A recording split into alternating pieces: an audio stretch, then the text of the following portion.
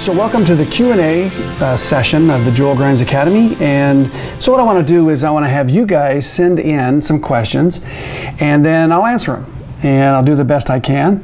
So I get a lot of emails, questions, and I think I get around 40,000 emails a year.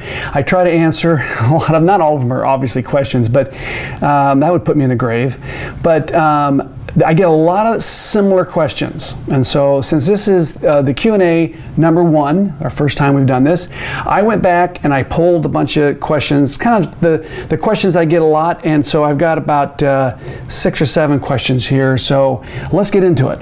So the first question I get a lot is, says, if I end up with an 8-bit JPEG final image, what is the value of working with 32-bit? Now I cover this on a couple extensive tutorials in the Joel Grimes Academy, but I'm going to give you a brief sort of breakdown of bit depth. Bit depth is your camera that you have, as a general rule right now across the board, you capture in 14-bit. When I started out, it was 12-bit. And then it went to 14. I'm hoping that most of the cameras will end up with 16-bit in the future. There's a few medium format backs that will go 16-bit. The more bit depth you have, the more tones, values, and the ability to capture or retrieve detail in the shadows and hold the detail in the highlights. So I don't get into all the explanations of bit depth right now, but basically the more bit depth you have, the more information you have, the more tones, the more hues, the more values, the more transitions. Transitions are huge.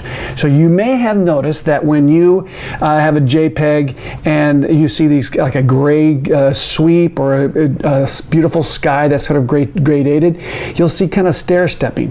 Now JPEGs, the format is an amazing format, but it only represents 256 colors per channel, 3 channels. It's not a lot of information.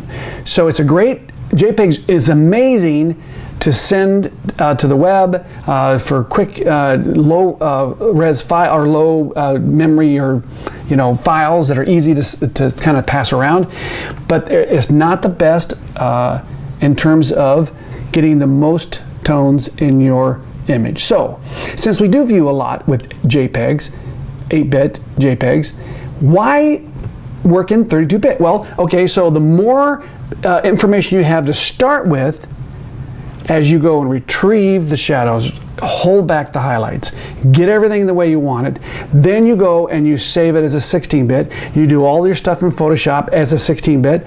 It used to be that Photoshop, and I think you still can work in 32-bit, but there's hardly no options, and Photoshop is pushing us away from actually saving a 32-bit file.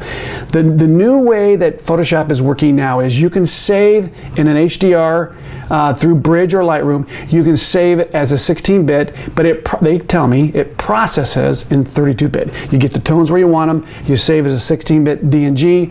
If I do a stitching, I have DNG files that I put together, and then I have this one big DNG, which is a phenomenal non-destructive, I'd say, workflow.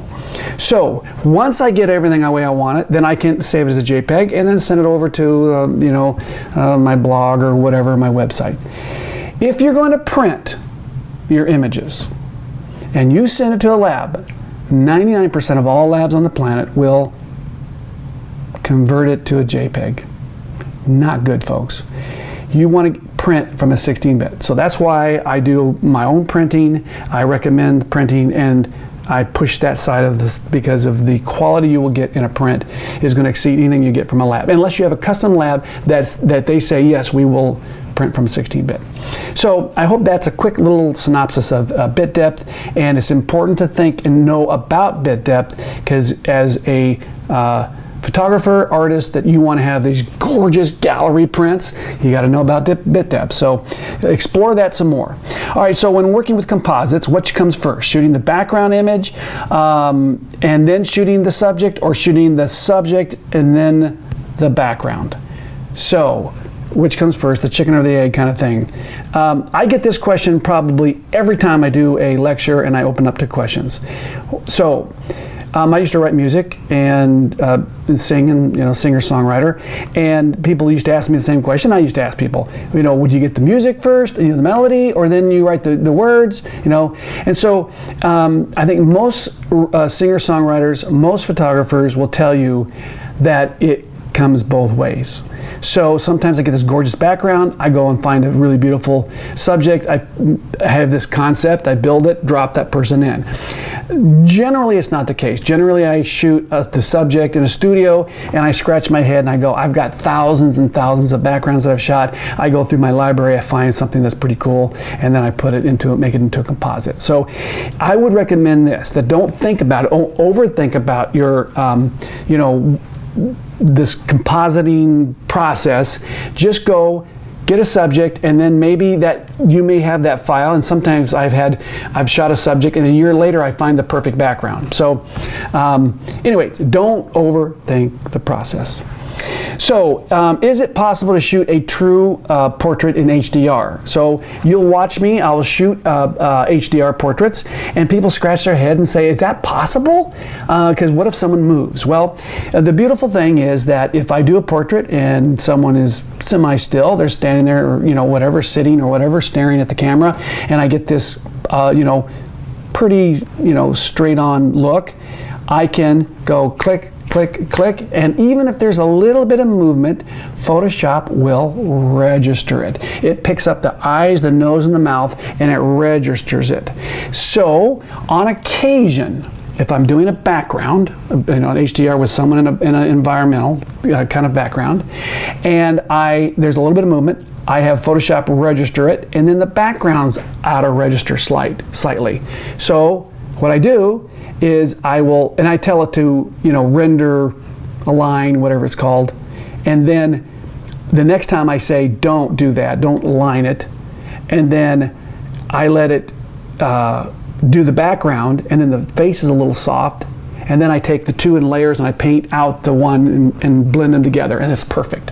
So that's how I get around it. But most of the time, Photoshop does a beautiful job. I don't have to worry about it not lining up. So I did well over 100 Harley Rider portraits last summer. Not one. Well, there was one case where there was a little bit of just the shoulder didn't get in Photoshop. It didn't quite register right. So don't worry about it. It's worth the risk, and I think in the result you get an amazing tonal value portrait, and I love it. So I'm trying to break into the commercial advertising market. Should I pursue getting a rep? So I get this question all the time. So I have a rep right now. Most of my career I have not had a rep. A rep that's someone that goes out and tries to get you work, takes your portfolio into ad agencies and whatever.